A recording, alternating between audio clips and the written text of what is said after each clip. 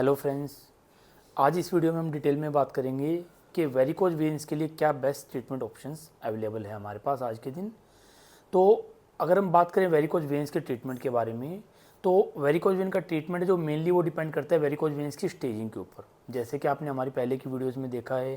कि varicose veins को हम 1 से लेकर 6 तक की स्टेज में डिवाइड करते होते हैं। इनिशियल स्टेज 1 और 2 के अंदर कि जब पेशेंट की वेन की जो वाल्व्स हैं वो ख़राब हो गई हैं, लेकिन उनको कोई ऐसा कोई साइन सिम्टम्स नहीं है। ग्रेड जब उससे आगे जब हम ग्रेड 3 या 4 में चलते हैं, तब पेशेंट के अंदर पैरों में क्या दिक्कत हो जाती है कि उनको सोजन, पैरों में दर्द, स्वेलिंग और ऐसा कि जकड़न पैरों के अंदर कि पैर बिल्कुल ही फटने को ऐसा फील होने लग जाता है। और धीरे धीरे फिर उनके अंदर पैरों में कलर चेंजेस भी आ जाते होते हैं ग्रेड 4 के अंदर। जब वो वेन इतनी ज़्यादा फूल जाएगी कि वो उतना प्रेशर को टॉलरेट नहीं कर पाएगी और वेन फट जाएगी, वहाँ पर पेशेंट को वीनस अल्सर बन जाएगा, तो उस स्टेज में हम ग्रेड 5 पर पहुँच जाते हैं। और जब वो वीनस अल्सर कभी ठीक हो जाएगा, कभी फिर वापस से हरा हो जाएगा, तो उसको हम ग्रेड 6 बोलते होते हैं। तो ये हमारी वेरिकोज वेन्स की ग्रेडिंग सिस्टम है। अब जो पेशेंट का ट्रीटमेंट ऑप्शंस हैं वो ग्रेडिंग के ऊपर मेनली डिपेंड करते हैं कि जो अर्ली स्टेजेज है 1-2 में कोई ट्रीटमेंट ऐसा हम पेशेंट को नहीं करते। सिर्फ हम उनको बोलते हैं कि आप अपना लाइफस्टाइल चेंजेस कीजिए, जिससे कि आपको वेरिकोज वेन्स की प्रोग्रेशन स्लो हो जाए या फिर होल्ड भी हो जाए। ग्रेड 3-4 में हम लाइफस्टाइल चेंजेस, कंप्रेशन स्टोकिंग्स, कुछ लेग एक्सरसाइज एडवाइस करते हैं, योगा के लिए बोलते हैं, ताकि उनके प्रोग्रेशन को या उसको स्लो किया जा सके। या फिर अगर उनका प्रोफेशन ऐसा है कि जिसकी वजह से उनको अगर ज़्यादा दिक्कतें हो रही है, तो हम पेशेंट को एडवाइस करते हैं कि अगर उन्हें ज़्यादा प्रॉब्लम हो रही है, डे टू डे लाइफ का अपना जो रूटीन है वो फॉलो नहीं कर पा रहे हैं, तो वो अपना ट्रीटमेंट भी करवा सकते हैं, लेजर या फिर वीनासिल करवा सकते हैं। बट जब पेशेंट को वीनस अल्सर बन गया है, तब हम उन्हें मेडिकल एडवाइस करते होते हैं कि अब आपके पास और कोई ऑप्शन नहीं है, अब आपको ट्रीट करवाना ही पड़ेगा।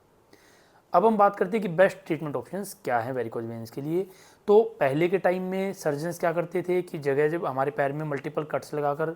वेरिकोज वेन्स को खींच के निकाल देते, जिसको हम स्ट्रिपिंग बोलते थे। लेकिन उसमें क्योंकि सर्जिकल बहुत सी कॉम्प्लिकेशंस होती थी, बहुत सारे कट लगाते थे, स्कार होते थे, देन उनको सर्जिकली कई बार इन्फेक्शंस भी हो सकते थे, एंड रिकरेंस की रेट्स भी बहुत ज़्यादा थी।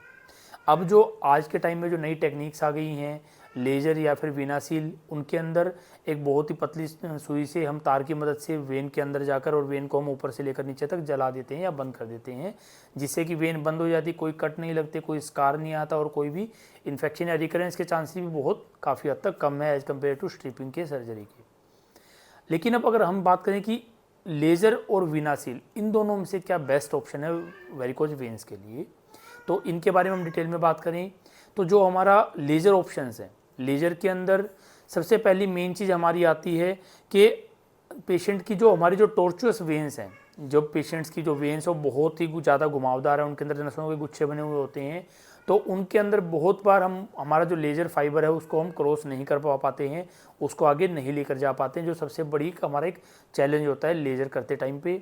तो अब सेकंड ऑप्शन की बात करें कि सेकंड क्या प्रॉब्लम आती है, तो वो आती है ट्यूमिसेंस, कि जब हम लेज़र फाइबर से लेज़र करते होते हैं वेरिकोज वेन के लिए, तो हम एक ट्यूमिसेंट, एक फ्लूइड डालते होते हैं वेन्स की चारों तरफ में, ताकि कि वेन के सराउंडिंग में हमारा एक फ्लूइड का पूरा एरिया बन जाए, ताकि जो भी हम हीट देंगे, लेज़र देंगे, जब वेन को बंद करेंगे, तो वो हीट हमारे साथ के जो सराउंडिंग टिश्यूज़ हैं, सॉफ्ट टिश्यू हैं, स्किन है, उसके अंदर ना जाए और वहाँ पर बर्न ना हो, सिर्फ वेन को हम जला सकें, जिसको हम ट्यूमिसेंट बोलते हैं। जिसके लिए हमें लगभग 10 से 15 बार हमें बार बार नीडल प्रिक करके वहाँ पर वो फ्लूइड डालना पड़ता है, जो EVLM में एक प्रॉब्लम क्रिएट करता है बार बार नीडल लगाने की। जिसके लिए कई बार क्या होता है, कुछ जो सेंसिटिव पेशेंट्स होते हैं उन्हें हमें कई बार जनरल एनेस्थीसिया भी देना पड़ता होता है, या फिर हमें फीमोरल ब्लॉक लगाना पड़ता है।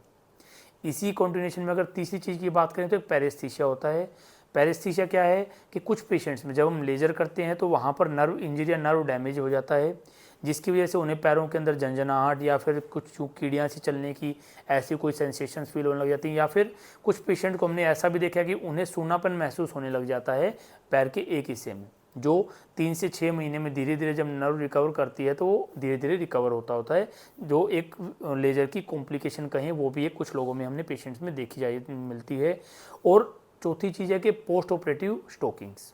के लेज़र करने के बाद हमें पेशेंट्स को एडवाइस करते हैं कि कम से कम 3 महीने तक उन्हें स्टोकिंग्स पहननी पड़ेंगी, ताकि कि जो हमने वेन्स को बंद किया है वो चिपकी रहें, बंद रहें, वो दोबारा से रीओपन ना हो।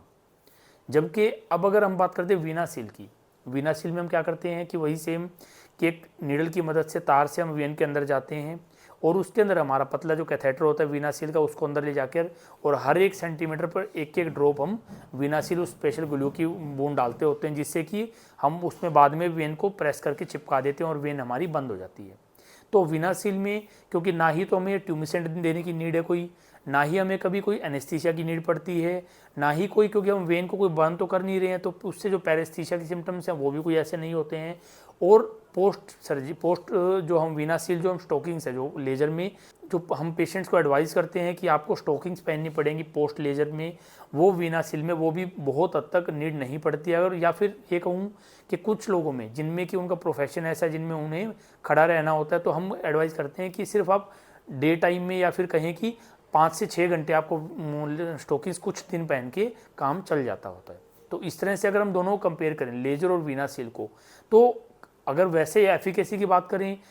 तो लेज़र है वो 97% एफिकेसी होता है, जबकि वीनासील की जो हमने स्टडीज़ में पाया है कि वीनासील की अप टू 99% एफिकेसी तक पाई जाती है। तो इस तरह से अगर हम कंपेरेटिवली करें तो VenaSeal VenaSeal is a better option than laser for the varicose veins. बाकी वेरिकोज वेन या इससे और रिलेटेड टॉपिक्स के बारे में अगर आपको हमारी बाकी और वीडियोस देखनी है तो डिस्क्रिप्शन बॉक्स के अंदर आपको हमारे बाकी वीडियोस के लिंक मिल जाएंगे। और अगर आप हमसे कांटेक्ट करना चाहते हैं रिगार्डिंग अपनी किसी भी क्वेरीज़ के लिए या फिर ट्रीटमेंट ऑप्शंस के लिए या ट्रीटमेंट करवाना चाहते हैं अगर आपको वेरिकोज वेन है, तो नीचे दिए गए नंबर्स पे आप हमसे कांटेक्ट भी कर सकते हैं सो दैट हम आपकी हेल्प कर सकें।